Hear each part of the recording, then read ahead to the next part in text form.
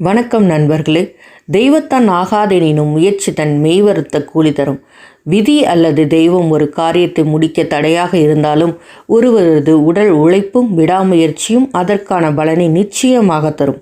லலிதா அவர்கள் தனது விதியால் முடங்கிவிடாமல் தனது உழைப்பால் இந்தியாவின் முதல் பெண் பொறியாளர் என்ற பலனை பெற்றதே இக்குறள் அப்படியே நம்மளுக்கு பிரதிபலிக்கிறது. அயலா சோமாயஜுலா. லலிதாவின் வாழ்க்கை இருண்ட வானில் திடீரென தோன்றிய ஒட்டுமொத்த தேசத்திற்கும் ஒளியூட்டிய ஒரு மின்னலை போன்றது. 15 வயதில் இல்லறத்தில் நுழைந்து 18 வயதில் ஒரு குழந்தையுடன் விதவியான அவர் சமூகத்தின் ஏளன பார்வைகளுக்கும் தனிமைக்கும் பலியாக மறுத்தார்.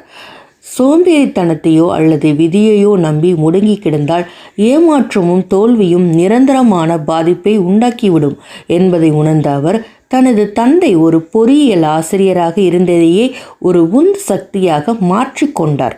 1940களில் ஆண்கள் மட்டுமே நிறைந்திருக்கும் கிண்டி பொறியியல் கல்லூரியில் ஒரு ஒற்றை பெண்ணாக தடம் பதித்து 1943 இந்தியாவின் முதல் பெண் பொறியாளராக லலிதா வரலாற்று சாதனை படைத்தார்.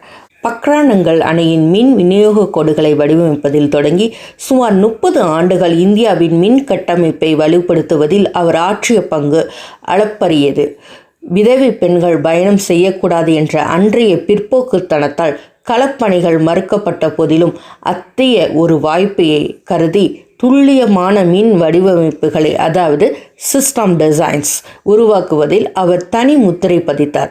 1964 நியூயார்க்கில் நடந்த உலக பெண்கள் பொறியாளர் மாநாட்டில் இந்திய பாரம்பரிய சேலையுடன் கலந்து கொண்டு உலக அரங்கில் இந்தியாவின் பெருமையை பறைசாற்றினார்.